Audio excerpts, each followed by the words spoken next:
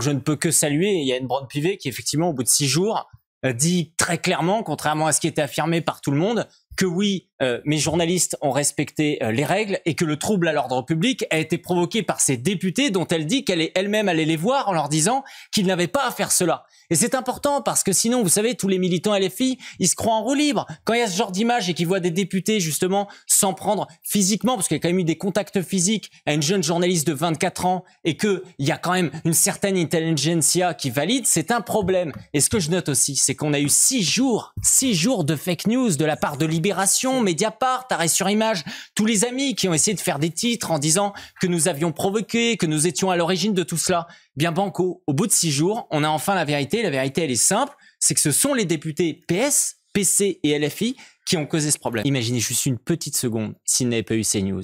On a les images de cela, c'est clair. Et il y a tous les médias qui, normalement, justement, se battent pour la démocratie, etc., de gauche, qui vont tambour battant pour dire que ces vidéos n'existent pas.